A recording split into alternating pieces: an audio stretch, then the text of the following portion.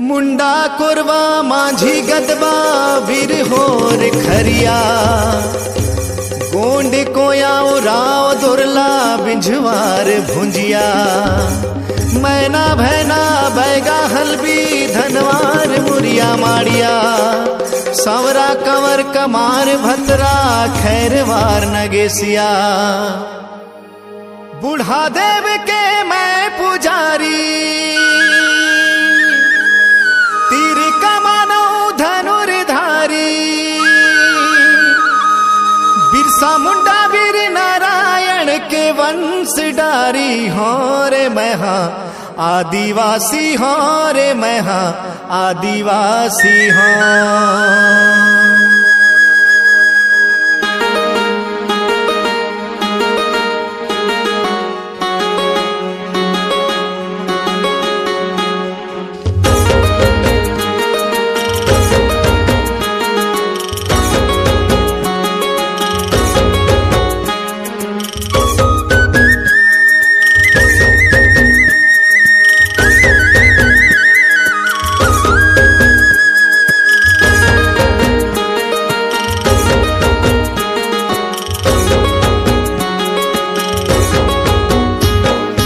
आदिवासी हो रे मैं हाँ आदिवासी हो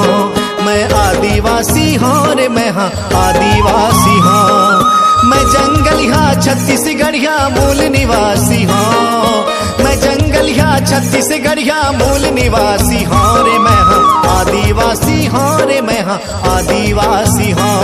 मैं आदिवासी हो रे मैं हाँ आदिवासी हो।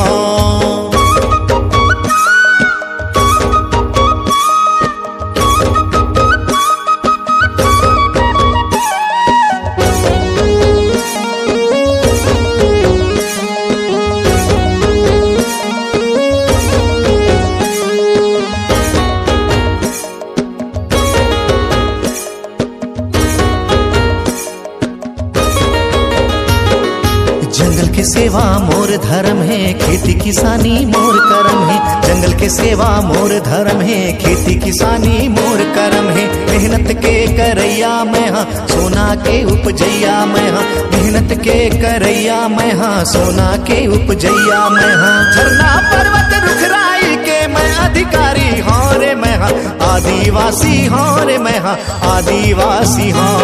मैं आदिवासी हो रे मैं हाँ आदिवासी हो।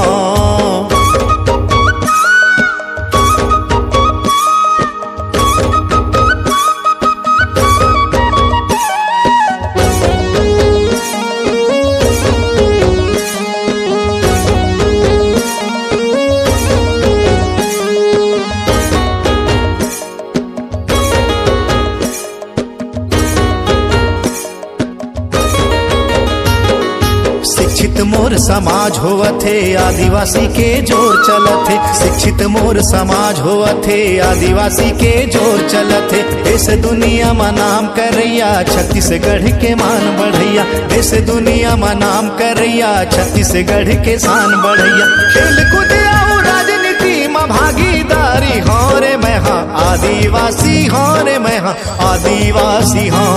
मैं आदिवासी हो रे मैं हाँ आदिवासी हो मैं जंगलिया छत्तीसगढ़िया मूल निवासी हो मैं जंगलिया छत्तीसगढ़िया मूल निवासी हो रे मैं हाँ आदिवासी हो रे मैं हाँ आदिवासी हो मैं आदिवासी हो रे मैं हाँ आदिवासी हो मैं आदिवासी हो रे मैं हाँ आदिवासी हो मैं आदिवासी हो रे मैं हाँ आदिवासी हो मैं आदिवासी हो रे मैं हाँ आदिवासी हो।